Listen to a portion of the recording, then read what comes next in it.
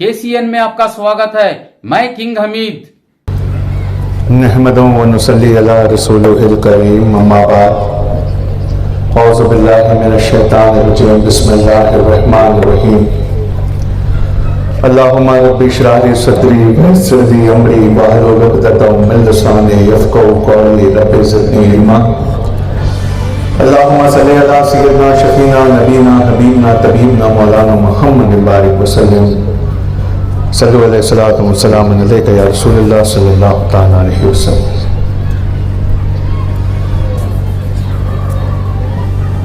Stage पे जलवा फरमा वो बेहतरीन शख्सियत जिन्होंने मुझे दिल्ली से आज यहाँ आने की दावत दी, सलमा सिद्दीका साहिबा मेरे साथ बहुत दूर से आए।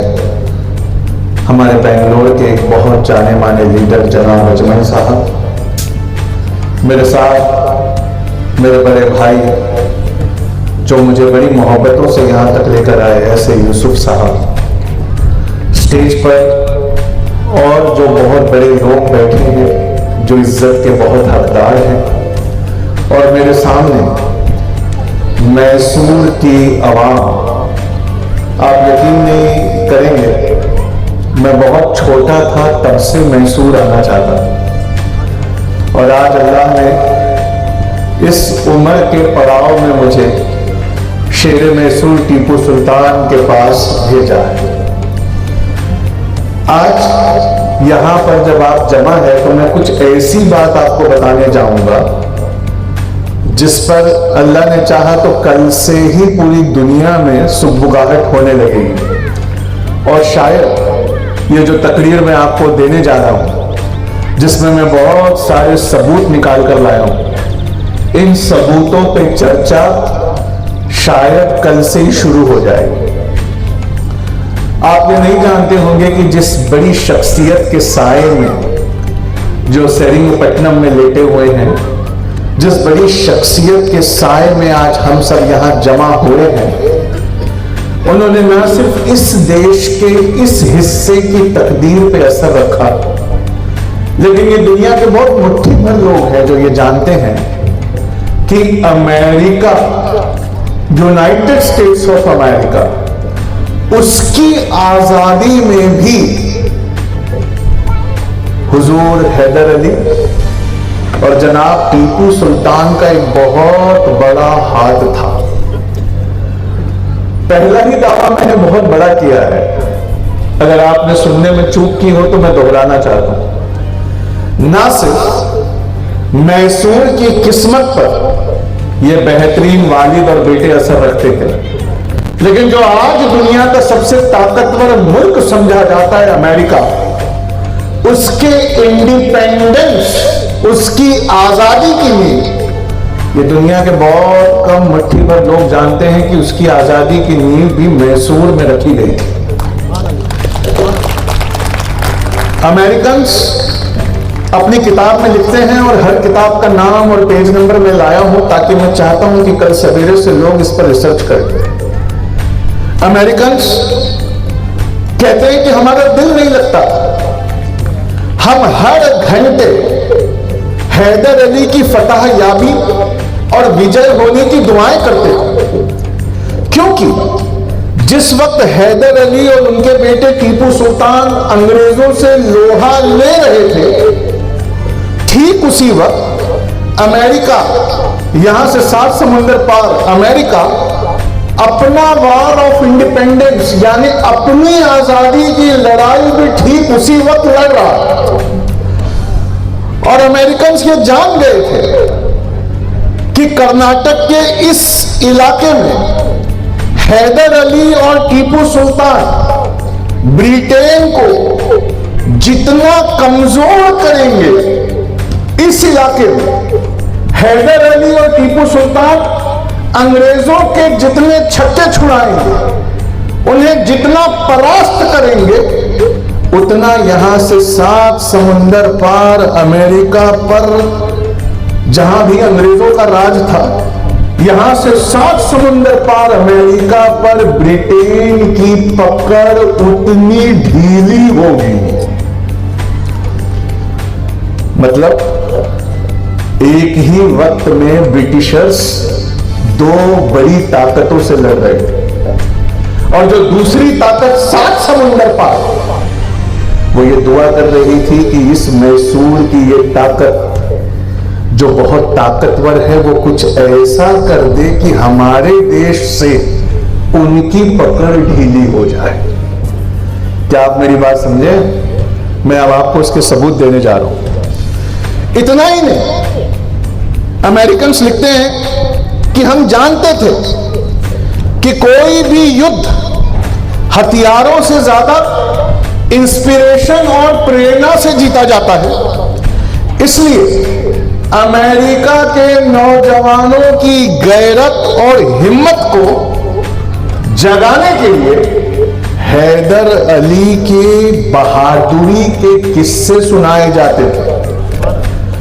मैं आपको एक नज्म सुनाता हूं जो अमेरिका के फिलाडेल्फिया में लिखी गई थी हैदर अली की बहादुरी पर। और मैं आपको एक नाव की भी मैं तस्वीर लेकर आया हूं। वो नाव अमेरिकन्स ने खरीदी थी ब्रिटिशर्स के खिलाफ लड़ने के लिए, जिसका नाम उन्होंने HMS US नेवी की वो पानी का जहाज था, जिसका नाम उन्होंने हैदर अली रखा था।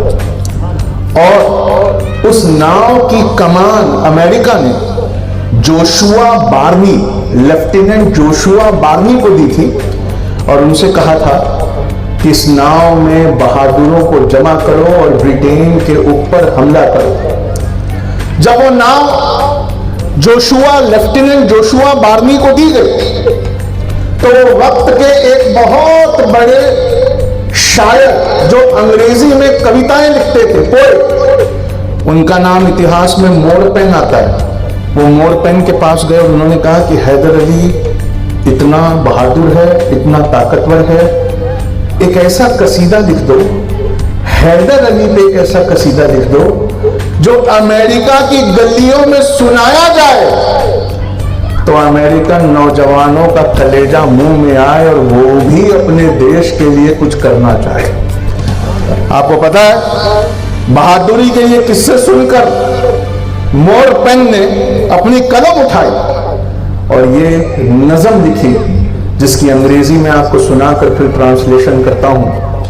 पहली लाइन उन्होंने कही, come all O lads who know no fear. आ जाओ नौजवान जिनके भी दिल में किसी तरह का डर नहीं है, आ जाओ। Come all O lads who know no fear to wealth and honour with me steer. आओ मेरी तरफ, कामयाबी की तरफ आओ, मेरे साथ इज्जत की तरफ। In the name of great warrior, एक बेहतरीन जाबाज के नाम पर। कम इन दिस हैदर अली प्राइवेटियर, आओ मेरी इस नाव में आ जाओ जो एक बहादुर योद्धा के नाम पर रखी गई है। कहते हैं Haidar Ali is an eastern prince from which this boat takes her name. ये पानी का जहाज, इसका नाम एक ईस्टर्न प्रिंस, एक पूर्वी राजकुमार हैदर अली के नाम पर है। Who Smith with freedom sacred flame. और जब नाम हमने हैदर अली पे इस नाव का रखा तो इस नाव का कोना कोना शहादत और बहादुरी से जगमगा उठा। Which brought usurping Britain to shame. और ब्रिटेन के लिए इससे बड़ी शर्मिंदगी नहीं है कि अमेरिका अपने पानी के जहाज का नाम उस हैदर अली पर रखे जिससे ब्रिटिशर्स को डर लगता है। उसके बाद उन्होंने कहा, come all O lads who know no fear with hand and heart united all and has made conquer to fall. आओ एक ऐसे इंसान के नाम की तुम्हें कहानी सुनाऊं जिसका नाम सुनकर दुनिया का सबसे ताकतवर साम्राज्य अपने घुटनों पर आ जाता है। अप्रैल 8, 1782 को इस पानी के जहाज जिसका नाम था यूएसएस हैदर अली, आप सोचिए मैसूर के हैदर अली के नाम पर एक जंगी बेड़े का नाम अमेरिका में रखा गया और अप्रैल 8, 1782 को इस जंगी बेड़े ने HMS जनरल मॉन्क, वो पानी का जहाज जो ब्रिटिशर्स का सबसे ताकतवर पानी का जहाज था, उसे हरा के डुबो दिया। एक इंसान क्या इतना बड़ा हो सकता है कि वो दो देशों की किस्मत पर असर रखता हो? एक इंसान क्या इतना महान हो सकता है कि वो मैसूर के पास सेरिंगपट्टनम से उठे और ना सिर्फ अपने देश की आजादी के लिए जद्दोजहद करे, बल्कि वो जितनी ताकत यहां लगाता उतना अमेरिका पे ब्रिटेन की पकड़ ढीली होती। अगर एक इंसान इतना ताकतवर हो सकता है तो मेरा सवाल आप लोगों से है, फिर हमें क्या हो गया है? क्या पढ़ाई छोड़ने वाली सबसे बड़ी कौम हम नहीं? क्या ग्रेजुएशन नहीं करने वाली सबसे बड़ी कौम हम नहीं? क्या इस नए जमाने की नई बातों को सबसे कम अपना कर तरक्की करने वाली हम नहीं? आपको बताऊं, एक इंसान मुसलमान रहते हुए साइंस और टेक्नोलॉजी में कितनी तरक्की कर सकता है, आइए मैं आपको दिखाता हूं। जून 13, 1782 अमेरिका के प्रेसिडेंट रहे जॉन एडम्स ने अमेरिका के उससे पहले रहे प्रेसिडेंट बेंजामिन फ्रैंकलिन, यानी एक राष्ट्रपति होने वाला है और एक राष्ट्रपति बना हुआ है, तो राष्ट्रपति बेंजामिन फ्रैंकलिन को कुछ साल बाद होने वाले राष्ट्रपति जॉन एडम्स ने एक चिट्ठी लिखी और उस चिट्ठी की लाइन में पढ़ के सुनाऊंगा तो जिन लोगों के दिल जिंदा है वो कलेजा मुंह में आ जाएगा। अमेरिका के होने वाले प्रेसिडेंट ने अमेरिका के मौजूदा प्रेसिडेंट को जून 13, 1782 में एक चिट्ठी लिखी, लिखकर कहा कि हमें टीपू सुल्तान की सैन्य ताकत, उसकी सेना की ताकत को बढ़ाने की हर संभव कोशिश करना चाहिए, क्योंकि टीपू जितना अंग्रेजों को उलझाए रखते हैं और टीपू जितना अंग्रेजों को परास्त करते हैं, उतना अमेरिका अपनी आजादी से और करीब हो जाता है। तो जून की 25 तारीख 1782 में जेम्स मेडिसन ने, जो यूएस के तीसरे राष्ट्रपति हुए, उन्होंने लिखा कि जब तुम अमेरिका से ब्रिटेन जाना और अपनी आजादी के लिए उनसे निगोशिएशंस करना, तो हर घंटे हैदर अली और टीपू सुल्तान के लड़ाई का क्या स्टेटस है इसे पता करते रहे। उन्होंने पूछा कि सर, मैं ब्रिटेन के साथ जब निगोशिएशन में बैठूंगा अमेरिका की आजादी के लिए, तो मैं हैदर अली की कामयाबी की हर पल पल खबर कैसे लूंगा? तो उन्होंने क्या खूबसूरत जवाब दिया, टेबल के इस तरफ तुम होगे जो अमेरिका की आजादी के लिए उनसे मोल भाव कर रहे होगे, और टेबल के उस तरफ ब्रिटिशर्स होंगे, और हर थोड़ी देर में एक इंसान उनके कान में आकर कुछ कहेगा। वो इंसान भारत से खबर लाएगा जहां हैदर अली और टीपू सुल्तान अंग्रेजों से लड़ रहे हैं। जितनी बार उनके कान में कुछ कहा जाए और जितनी बार वो सुनने के बाद उनका चेहरा उतर जाए, उतनी बड़ी खुशखबरी हमारे लिए होगी, उतनी जल्दी हमारा देश आजाद होगा। मतलब तुम उनके चेहरे पर ध्यान रखना। अगर हर बार जो पीछे से आकर कोई कान में कहे और उनका चेहरा उतरता रहे, इसका मतलब है कि हैदर अली और टीपू सुल्तान ये अपनी ताकत का लोहा अंग्रेजों को मनवा रहे हैं। इस पर उन्होंने कहा कि सर, हमें टीपू सुल्तान की ताकत बढ़ाना चाहिए और उनकी सैन्य शक्ति बढ़ाना चाहिए, तो उसके लिए हमें क्या करना चाहिए?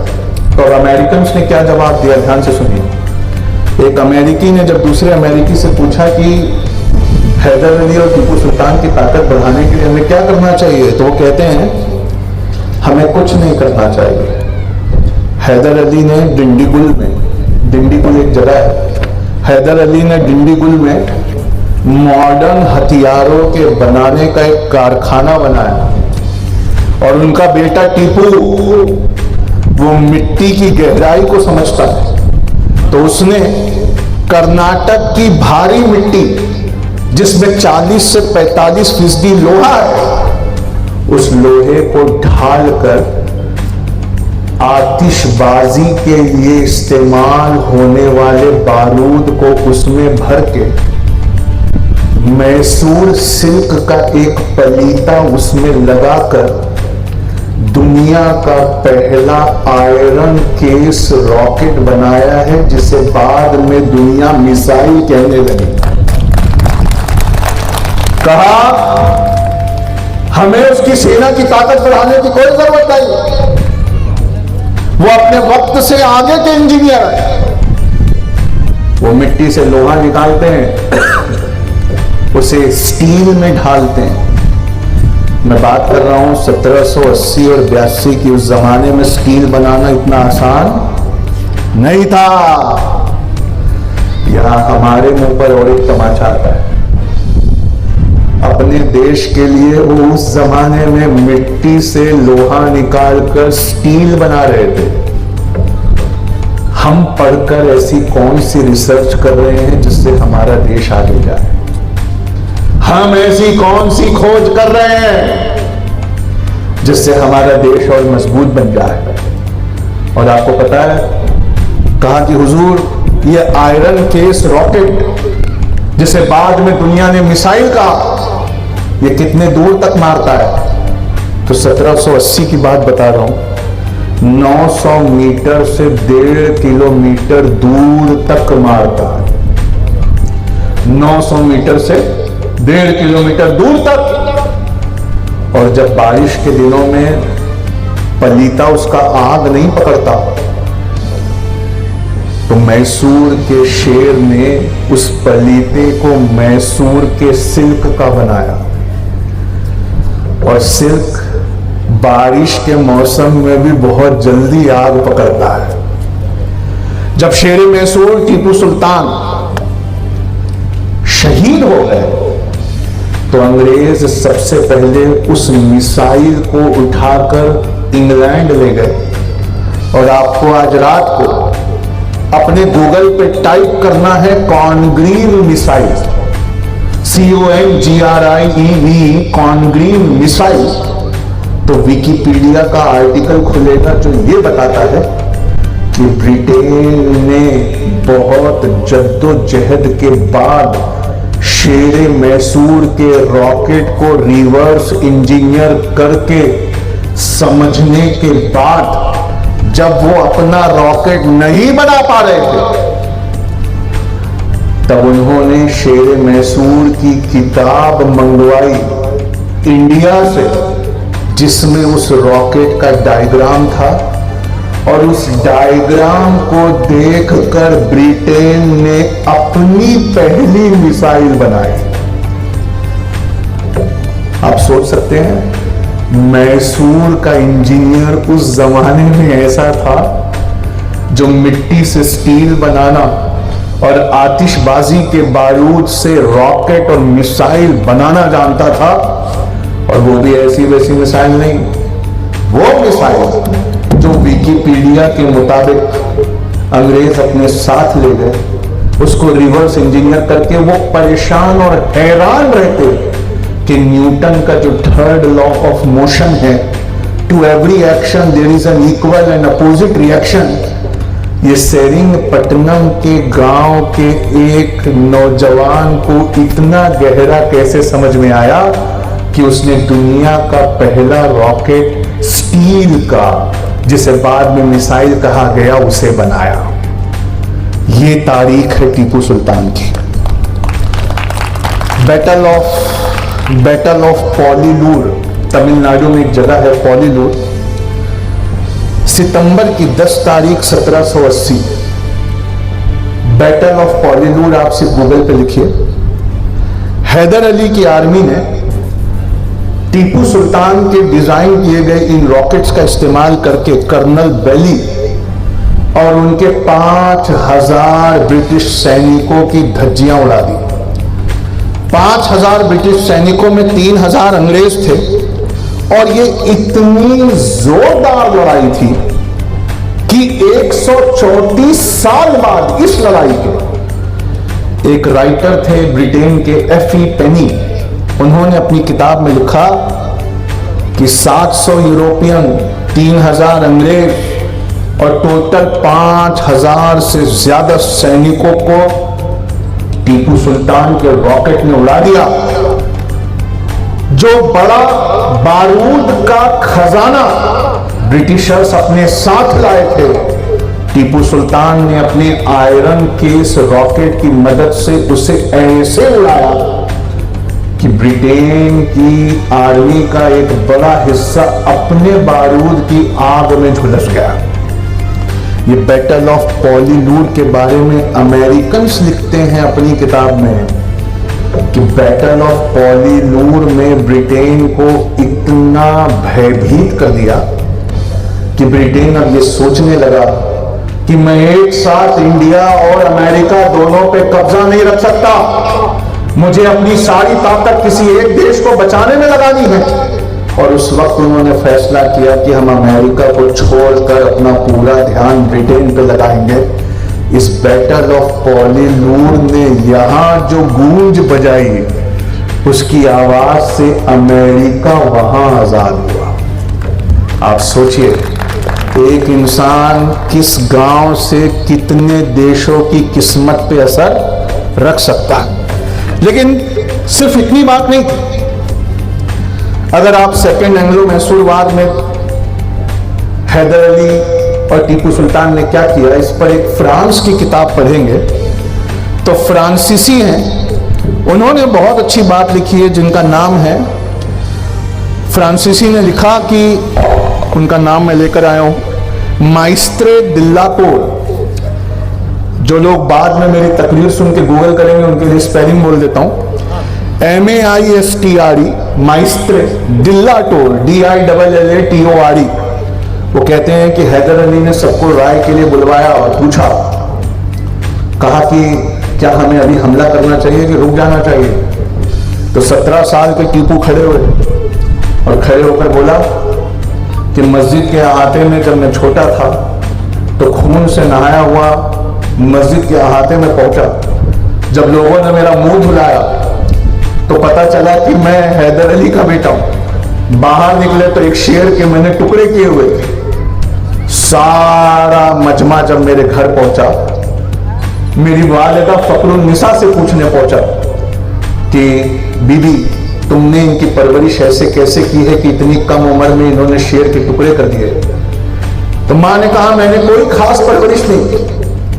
उन्होंने कहा, नहीं, जरूर कुछ खास किया। उन्होंने कहा, नहीं, मैंने कोई खास नहीं। उन्होंने कहा, नहीं, जरूर आपने कोई खास परवरिश की है। तो उन्होंने कहा, मैंने नहीं, लेकिन ये दाई मदीना बेगम ने जब भी टीपू को दूध पिलाया है तो उससे पहले वजू किया है। ये उस वजू की तासीर है कि मेरे बच्चे ने इस कम उम्र में शेर के 2 टुकड़े कर दिए। आपको मालूम है, एक बार नहीं, एक बार और अपने फ्रेंच दोस्त के साथ आप एक हाथी पर बैठे थे और अचानक एक टाइगर कूदा। टीपू सुल्तान, वो फ्रेंच लिखते हैं कि टीपू सुल्तान ने उस शेर को पकड़ा और उसके ऊपर कूद गए और बहुत देर लड़ते रहे। और लड़ने के बाद यह हुआ कि उन्होंने उस शेर को भी मार दिया। इस बात को जाकर जब उस फ्रांसीसी दोस्त ने फ्रांस में बताया तो एक खिलौना बनाया गया, टीपू की अजमत और इज्जत को बयान करने वाला एक खिलौना, जिसमें एक शेर होता और एक टीपू सुल्तान होते, और चाबी भरने पर टीपू सुल्तान उस शेर को पटक कर उसके टुकड़े करते हैं। ये फ्रेंच लोगों ने टीपू की अजमत में, उनकी इस याद दहानी में वो खिलौना बनाया था जिसकी फोटो कई साल तक NCERT के पेजेस में छपती रही। इस वजह से उनका नाम शेर मैसूर था। आपको पता है थॉमस जेफरसन जो चौथे यूएस प्रेसिडेंट थे, उन्होंने लिखा है कि 4 अजीम ताकतें ब्रिटेन से लड़ रही हैं। उसमें एक हम हैं, एक फ्रेंच हैं, एक डच हैं, लेकिन सबसे ताकतवर वो हैदर अली और टीपू सुल्तान हैं। आपको पता है कि हैदर अली और टीपू सुल्तान क्या थे?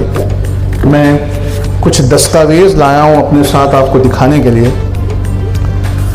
पेशवा माधव राव के अंकल त्रयंबक मामा, इन्होंने मैसूर पे हमला किया और 1771 में बहुत सारे शहरों को लूटा और मंदिरों को, खासकर वेल्लुकोटे के तीर्थ स्थान में ब्राह्मणों को मारा गया, वहां से भगाया गया। और त्रयंबक मामा के साथ जो फौज आई हुई थी, उन्होंने जितने बड़े बड़े चैरियट होते थे, यानी जितने बड़े बड़े जितने बड़े बड़े जिस चैरियट और रथों पर, जिसे रथ कहा जाता था, भगवान को रख कर घुमाया जाता था, उन रथों में आग लगाई और आग लगाकर उसमें से वो लोहा निकालना चाहते थे जो लोहे को ढालना सिर्फ मैसूर में पॉसिबल था। मिट्टी से लोहा निकालकर स्टील बनाने की टेक्नोलॉजी जो मैसूर में थी, वो उन मंदिरों के रथों में लगी हुई थी, जिस पे भगवान की मूर्तियां रखकर तीर्थ स्थानों में घुमाया जाता। उस लोहे की डिमांड इतनी थी कि उन रथों को आग लगाया गया। ये आग इतनी जोर से फैली कि तमाम मंदिरों में फैल गई। हैदर अली ब्रिटिशर्स के पास गए, उन्होंने कहा कि तुम नहीं देखते, ये त्रयंबक और उसके साथ जो महाराठा हैं वो मंदिरों में आग लगा रहे हैं, हमें इसे रोकना होगा। आज हिंदू विरोधी दिखाया जाता है किसको? हैदर अली और टीपू सुल्तान को। और हैदर अली जाकर अंग्रेजों से कह रहे हैं कि त्रयंबक मामा के साथ आई हुई सेना जो मंदिरों में कर रही है, हमें उसे रोकना होगा। जब ब्रिटिशर्स ने मना कर दिया, तब हैदर अली ने यह कसम खाई कि मैं यहां से अंग्रेजों को उखाड़ कर मानूंगा। 1791 में रघुनाथ राव पटवर्धन ने बिदनूर में श्रृंगेरी मठ में पूरा लूट कर, पूरे मंदिर के सारे आभूषण और खजाना जब लूट कर ले गए, तो उस मंदिर को दोबारा खड़ा करने वाले का नाम टीपू सुल्तान था। आपने अयोध्या का फैसला देखा, जिसमें मस्जिद को अयोध्या से बनाने के बारे में लिखा गया। उस फैसले के नीचे ये एक लाइन लिखना चाहिए, जिसको सुनने के बाद दिल बहुत बड़ा होता है। आपको इसके लिए किताब पढ़नी पड़ेगी, religious policy of Tipu Sultan Malabar region. उस किताब में लिखा है कि टीपू सुल्तान ने मंदिरों के रख रखाव के लिए, टीपू सुल्तान ने मंदिरों के दिए से लेकर पंडितों की तनख्वाहों के लिए, टीपू सुल्तान ने मंदिरों को सजाने और लोगों को लंगर खिलाने के लिए 6,931.03 एकड़ जमीन मंदिरों को दी थी। आप सोचिए, वो शेरे मैसूर टीपू सुल्तान जिसे दूध भी वजू करके पिलाया गया, वो शेरे मैसूर टीपू सुल्तान जो एक वक्त की नमाज नहीं कज़ा करता, सिवाय अल्लाह के किसी से नहीं डरता, उसका दिल कितना सेक्युलर था। दिखाइए मुझे किसी राजा का नाम जिसने 6,931.03 एकड़, ये 48 मंदिरों और 7 आश्रमों और 3 संतों को दी थी। जब उन्होंने ये जमीनें दी, तो अंग्रेजों ने ये जमीनें खींची और इसे खींचने के लिए उन्होंने एक कमीशन बनाया। उस कमीशन को आज आपको जाकर गूगल करना है। उस कमीशन को कहते हैं इनाम कमीशन। इनाम कमीशन करता क्या था? मठों मंदिरों और संतों को दी गई जमीनों को वापस खींचकर अंग्रेजों के अधीन करता था। इनाम कमीशन की हिस्ट्री में लिखा है कि 500 बंडल, मैं उन बंडलों की फोटो लाया हूं, 500 बंडल मंदिरों के पेपर और हर बंडल में 100 पेज। अभी ये बंडलों में कितनी प्रॉपर्टियां और लिखी हैं, इस पर गवर्नमेंट पढ़ाई नहीं करवाना चाहती, रिसर्च नहीं करवाना चाहती। मैं टीपू सुल्तान ट्रस्ट से गुजारिश करूंगा कि अगले साल या इसके बाद होने वाले प्रोग्राम में इन बंडलों की फोटो यहां लगाई जाए, इन आंकड़ों को यहां लिखा जाए और टीपू सुल्तान के जितने मॉन्यूमेंट्स हैं वहां बताया जाए कि हैदर कर्रार, हैदर अली के बेटे टीपू सुल्तान वो हर मजहब की उतनी इज्जत करते थे जितना दुनिया में कोई किसी की नहीं करता। लेकिन जो सबसे बड़ा काम शेर मैसूर ने किया वो सुनने लायक है। वो अमेरिका की आजादी से भी बड़ा है, वो मिसाइल के आविष्कार से भी बड़ा है, वो मंदिरों के रखरखाव के लिए दिए जाने वाले एकड़ जमीनों से भी बड़ा है। के.एम. पनिक्कर इंडिया के महान इतिहासकार अपनी किताब में लिखते हैं कि नायरम और नामुद्री समाज के अंदर कुछ लोग एक गंदी प्रथा को बढ़ावा देते थे। वो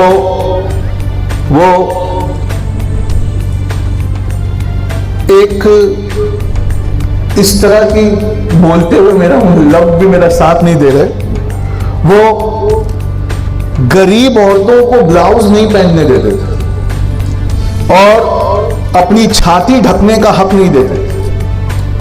और ये जनमी यानी लैंडलॉर्ड यानी जमींदार एक एक औरत के साथ 5-5 लोग मिलकर गलत किया करते। आप और मैं जो इबादत करते हैं ना, शायद रोजे महशर हमें उसका सिला ना मिले। टीपू सुल्तान एक इबादत करते थे जो इबादत का हक है। ये हज, ये उम्रा, ये नमाजें, ये रोजे, ये तुम्हारी तरबियत के लिए है। असली काम जिसके लिए हमें यहां भेजा गया है ना, वो ये है कि इंसान पर से खुदाई को खत्म करना। और ये काम टीपू सुल्तान ने किया। गरीब पिछड़ी जात की औरतों को जब उनकी हया का पर्दा नहीं करने दिया जाता, जब उनके साथ गलत काम किए जाते, तो माइकल सोराकोए यूनिवर्सिटी ऑफ मैरीलैंड 2013 में उन्होंने एक रिसर्च पेपर निकाला है यूनिवर्सिटी ऑफ मैरीलैंड अमेरिका में कि इसको देखकर टीपू सुल्तान का दिल दहल गया और उनके दिल में यह बात आई कि रोजे महशर कुरान अल्लाह से मेरी शिकायत करेगी।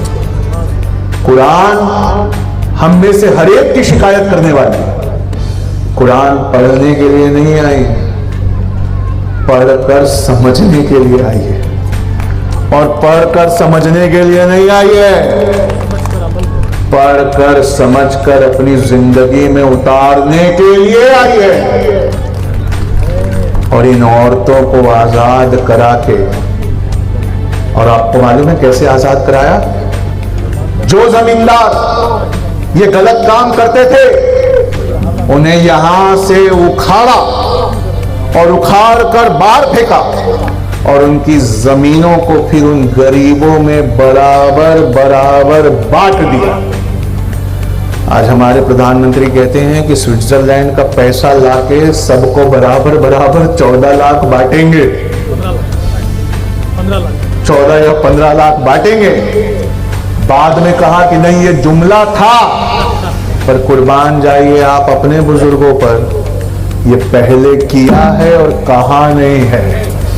ये जुमला नहीं था, ये शेर मैसूर ने करके दिखाया था। श्री रंगनाथ स्वामी जी का भव्य मंदिर शान से मुस्कुरा रहा है। गुरुवयूर टेंपल केरला के बाहर लगा हुआ कॉपर का प्लेट चीख चीख कर कह रहा है कि गुरुवयूर के रख रखाव के लिए, उस बेहतरीन भव्य मंदिर के रख रखाव के लिए टीपू सुल्तान ने कितने एकड़ जमीन उन्हें दी थी। आपको मालूम है, आपको मालूम है,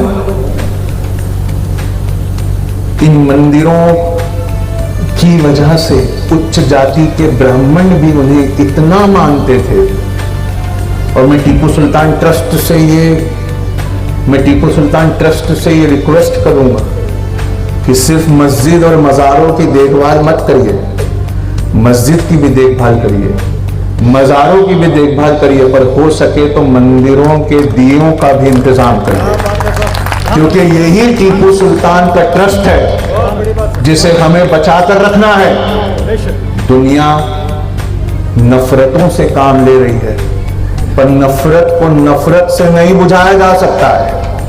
अल्लाह के रसूल की सीरत को पढ़कर देखिए, नफरत को सिर्फ मोहब्बत से बुझाया जा सकता है। मैं अपनी बात को समेटते हुए आपको एक बात बताऊं, अक्सर लोग इंटरनेट पर लिख देते हैं, ठीक है, तुम्हारे टीपू सुल्तान इतने बड़े इंजीनियर थे और इतने बड़े आविष्कारी थे और इतने सेक्युलर थे और उन्होंने ये किया और वो किया, फिर भी अंग्रेजों से वो हार तो गए ना, आखिर में शहीद तो हुए ना।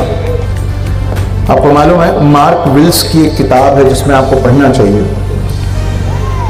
कि टीपू अपने सिपाहियों के साथ कंधे से कंधा मिलाकर लड़ते थे और वो मैदान जंग से भागते नहीं थे। जब अंग्रेजों ने गद्दारी करवाकर, उनके सैनिकों से गद्दारी करवाकर टीपू सुल्तान के किले में एक गड्ढा कर दिया, तो उस गड्ढे से जब अंग्रेज अंदर दाखिल होने लगे, इसकी बड़ी वजह जो इतिहास में नहीं लिखी गई, वो मार्क विल्स जो उस दिन शहादत के दिन उस लड़ाई में थे, उन्होंने अपनी किताब में लिखा है। उन्होंने लिखा कि मीर सादिक और मीर नदीम ने अंग्रेजों से पहले ही साठ-गांठ कर ली थी, और मीर नदीम और मीर सादिक ने किले की प्राचीर मतलब मोटी दीवार, किले की प्राचीर में गड्ढा होने के बाद सफेद रुमाल दिखाकर अंग्रेजों को इशारा किया। जब अंग्रेज उस गड्ढे से दाखिल हो रहे थे, तो नदीम ने, जो कि गद्दार था, और सादिक जो गद्दार थे, नदीम ने लोगों की तनख्वाहों की बात उठा दी और कहा कि मेरे साथ किले के पीछे चलो, हमारी तनख्वाहें बढ़ना चाहिए, इसके लिए सुल्तान को हमें कैसे बात करनी है मैं तुम्हें बताऊं। इस गद्दारी से वो उन्हें पीछे ले गया। जब वो पीछे ले गया और दूसरे गद्दार ने सफेद रुमाल दिखाया, सादिक ने, और जब अंग्रेज अंदर आने लगे, तो इनके जाबाज, टीपू सुल्तान के बड़े जाबाज सिपा सालार, उन्हें गोली लग गई और जब वो शहीद हुए, तो टीपू ने अपने हाथ में तलवार लेकर अकेले अंग्रेजों की तरफ बढ़ने की कोशिश की। जब टीपू और उनके जाबाज आगे बढ़े, तो मार्क विल्स अपनी किताब में लिखते हैं, टीपू सुल्तान को 3 घाव लगे। एक गोली उनके कान में लगकर उनके इस गाल से निकल गई, और एक तोप का बड़ा टुकड़ा, तोप के गोले का बड़ा टुकड़ा उनके सीने में धंस गया। उनका खून बहुत जोर से बहने लगा, पर एक हाथ से वो अंग्रेजों से लड़ते रहे और मीर नदीम जो गद्दार था, वो ऊपर खड़ा होकर देखता रहा। अगर मीर नदीम उस दिन गद्दारी नहीं करता, तो क्या पता शेर मैसूर, जिन्होंने इनडायरेक्टली अमेरिका की आजादी में इतना बड़ा योगदान दिया, वो इस हिस्से को भी आजाद रखवाते। आपको मालूम है, पियर्सन अपनी किताब में लिखते हैं कि टीपू के सुल्तान की तलवार इतनी वजनदार थी और उसमें रत्न जड़े हुए थे, हीरे लगे हुए थे। तो टीपू जब बहुत ज्यादा खून बहने की वजह से बेहोश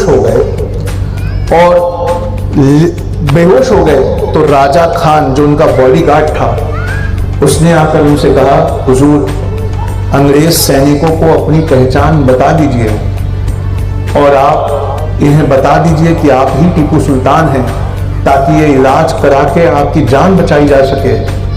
तो उस बेहोशी में मंद मुस्कुराहट के साथ वो तारीखी जुमला टीपू सुल्तान ने कहा, गीदड़ की तरह 100 साल जीने से अच्छा है कि शेर की तरह एक दिन जिया जाए। आपको मालूम है,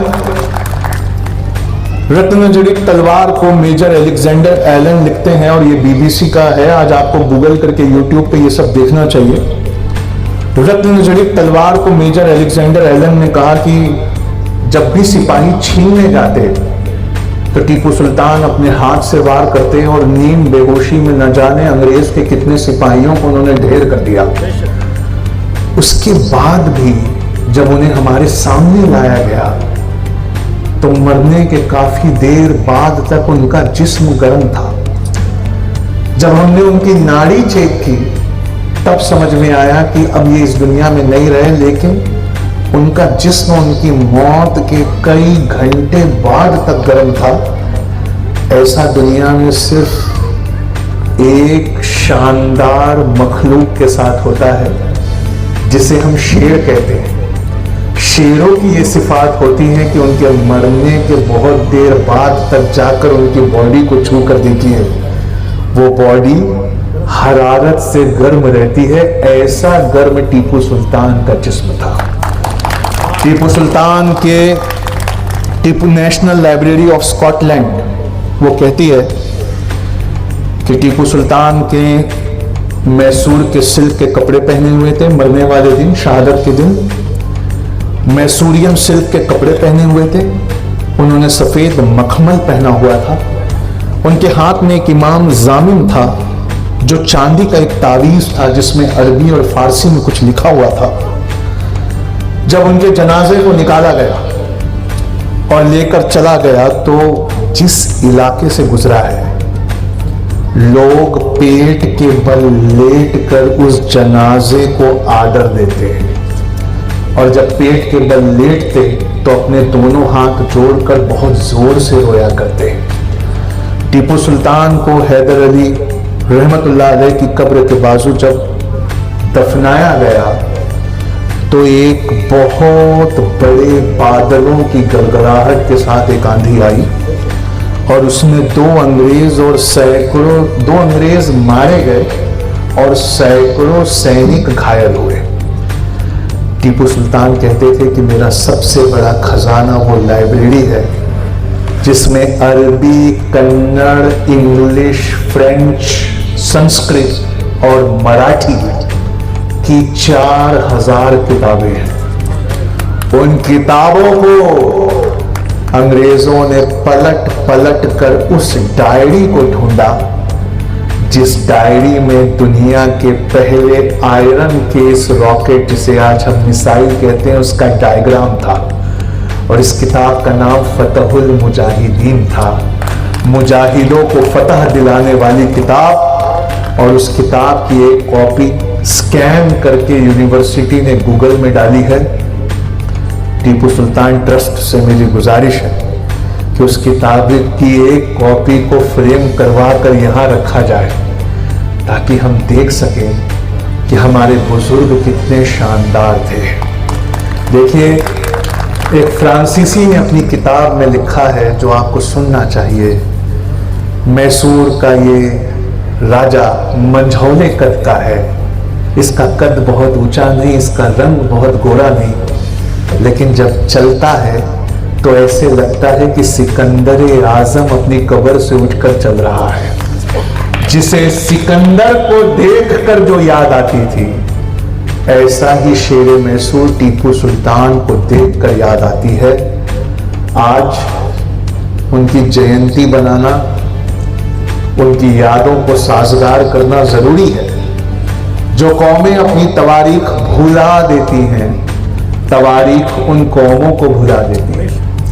जो अपना इतिहास भूल जाते हैं, उनके अपने कल्चर से जड़ कट जाते हैं। इस तरह के फेस्टिवल बनाना बहुत जरूरी है। अगर आप ऐसा कहते हैं तो उससे भी जरूरी है उनकी तरह इंजीनियर बनना, उनकी तरह साइंटिस्ट बनना, अपने इलाके को समझना, इसकी मिट्टी को ढालकर इसमें से स्टील निकालना, यहां के सिल्क का पलीता लगाना।